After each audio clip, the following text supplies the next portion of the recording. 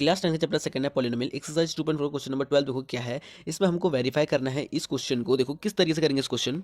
यहाँ पे हमारे पास दो साइड है, एक इक्वल्स टू के इस पार लेफ्ट हैंड साइड और इक्वल्स टू के इस पार राइट हैंड साइड।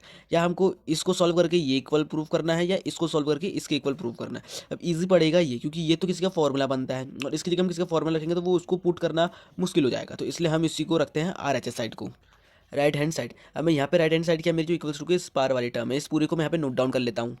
इस तरीके से हो गया, ठीक है। अब इसको सॉल्व करते हैं। किस तरीके से करेंगे देखो, सबसे पहले इक्वल्स टू पे क्या लिख देंगे, इस पूरे को लिख देंगे half x plus y plus z को एज इट इज लिख दिया जाएगा। और यहाँ पे जो ब्रैकेट के अंदर अगर आप ध्यान से देख रहे हो तो यहाँ पे ये सारे तीनों ही किसी का फॉर्मूला बन रहा है। क्या बन रहा है यहाँ पे देखो, ये किसका फॉर्मूला बन रहा है, a माइनस बी का होल स्क्वायर। यहाँ पे भी a माइनस बी का होल स्क्वायर और यहाँ पे भी a माइनस बी का होल स्क्वायर का फॉर्मूला बन रहा है। अब a माइनस बी का होल स्क्वायर का फॉर्मूला क्या होता है, क्या जगह यहाँ पे जेड स्क्वायर ले लेंगे फिर, क्योंकि देखो पहले एक्स स्क्वायर फिर वाई स्क्वायर को ऐड करा, फिर उसके बाद ये तो अलग अलग है तो इसको हम बाद में लिख लेंगे एक साथ। और यहाँ पे तब तक जेड स्क्वायर भी बच रहा है तो उसको लिख लिया हमने यहाँ पे। उसके बाद यहाँ पे देख लो जो, क्योंकि ये हो गया ये हो गया ये हो गया, तीनों ही अलग है तो इसलिए इनको एज इट इज लिख दिया जाएगा। 2xy माइनस का 2y जेड, यहाँ पे भी माइनस का 2zx, ठीक है। ये हो गया। यहाँ से देख लो इन सब में से 2 सभी में आ रहा है तो यहाँ से हमको ले लेंगे 2 को कॉमन, ठीक। तो क्या हो जाएगा यहाँ पर, सबसे पहले इस हाफ को लिख लेता हूँ 1/2 को। देखो इसके बीच में कोई साइन नहीं है तो ये क्या माना जाएगा, मल्टीप्लाई। इसके बीच में कोई साइन नहीं है तो क्या माना जाएगा, मल्टीप्लाई। तो यानी कि ये सारा का सारा एक दूसरे के मल्टीप्लाई फॉर्म में है।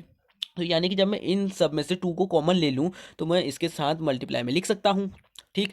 बाकी ये पूरा इसी के साथ एज इट इज हो जाएगा मल्टीप्लाई में, कोई फर्क नहीं पड़ने वाला क्योंकि ये सारा का सारा एक दूसरे का मल्टीप्लाई में। तो यहाँ से मैंने जो भी 2 मेरा मल्टीप्लाई फॉर्म में कन्वर्ट हुआ है उस सारा का सारा मैं इसके साथ मल्टीप्लाई में लिख देता हूँ। बाकी इसको लिख देता हूँ, बाकी बची ऐसे सब में से मैंने जब 2 को कॉमन ले लिया तो यहाँ पे क्या बच गया, खाली एक्स स्क्वायर, यहाँ पे वाई स्क्वायर, यहाँ पे जेड स्क्वायर, यहाँ पे क्या बच गया, खाली एक्स वाई, यहाँ पे वाई जेड और यहाँ पे खाली जेड एक्स, ठीक। यहाँ से 2 से 2 तो हो जाएगा कैंसिल आउट। क्या बच गया, 1। 1 को इससे मल्टीप्लाई करो यही बचेगा। फिर इसको बाकी पूरा एज इट इज लिख लेते हैं नीचे।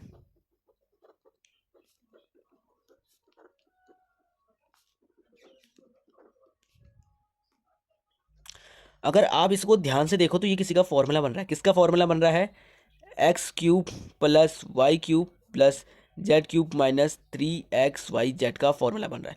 और यही हो गया आपका आंसर। और यही देखो, इस क्वेश्चन को देखो, यही है हमारी LHS। यानी कि मैं लिख सकता हूँ कि LHS इक्वल्स टू पे RHS हो गई प्रूव्ड, हेंस प्रूव्ड, ठीक। होप आप लोगों को छोटे कॉन्सेप्ट समझ में आ गया होगा। और जिन किसी को अभी भी डाउट हो रहा है वो कमेंट में बता देना, मैं उनके लिए दोबारा वीडियो में बना दूंगा। तब तक के लिए इस चैनल को लाइक करो, शेयर करो, सब्सक्राइब करो, कमेंट में तब तक के लिए बाय बाय।